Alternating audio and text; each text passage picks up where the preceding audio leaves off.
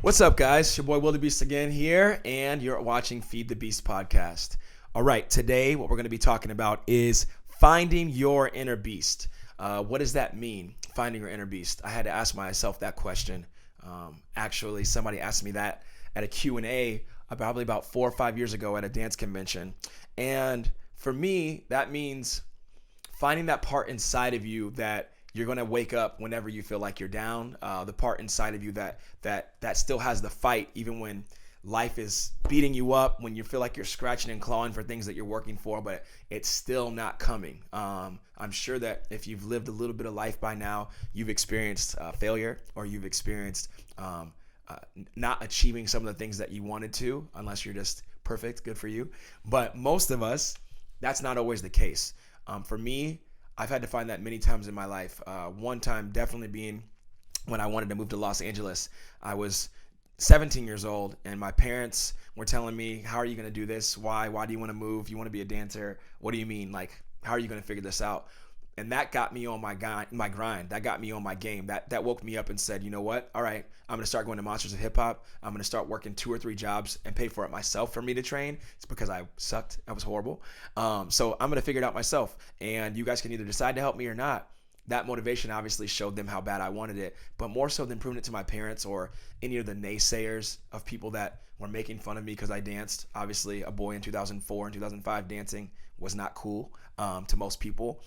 All of those naysayers, I didn't really do it to prove them wrong. I did it to prove me right. So for me, finding my inner beast was just finding that part inside of me that said, are you going to be able to make your life the way that you want to live it? And for Will Adams, I would like being able to get up and say, you know what? I don't have to wait for somebody to drive me here. I like being able to afford a car, or if I want a nice meal, that's something that to me, I feel like I can take care of myself. That gives me that brings me happiness. That brings me happiness to be able to do that with Janelle. And it's not about money or materialistic things, but it's the fact of being able to say, you know what, if I want to go do something nice for myself, I can. And I feel like a lot of us should be able to do that in our lives for ourselves, especially if you're working hard. So that was motivation for me.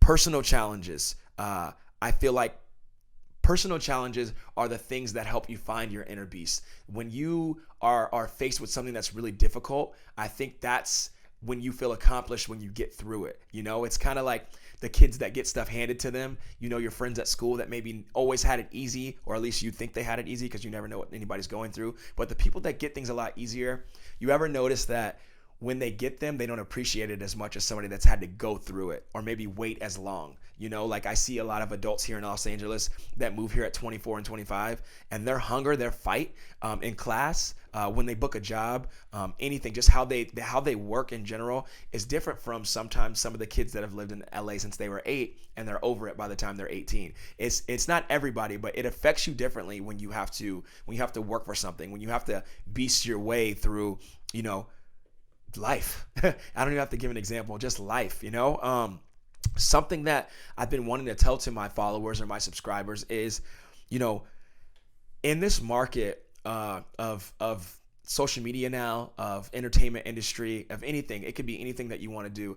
I feel like the best way about going about that, about finding your inner beast, about putting out what you want into the world is finding the void in whatever market you're in and saying, how can I fill it? So obviously for me, that was dance. It was, okay, there's choreographers, but who isn't dancing like this? Or who isn't moving like this? Or let me go find music that nobody else is doing right now. I think that's what people have to do in 2019, especially with social media, is say, not let me be the 10th version of the fitness influencer that I like. Let me be the first version that's going to give somebody something completely different, maybe with the same base. Obviously, stay in shape, eat right, take your protein, stretch, work out, of course. But how am I going to put my little twist on it, my little nuances on it that make people want to come to me for this content or for me for this program or training? That's something that I think a lot of people miss out on, is just trying to do things the same way and saying, hey, why isn't it working? Why isn't it working for me? I'm a great dancer. Well, there's a bunch of great dancers. Well, there's a bunch of great blah, blah, blah. What are you going to do that's different to make you stand out? And again, that goes back to finding your inner beast with me. That's finding what I have to bring to the table that nobody else can.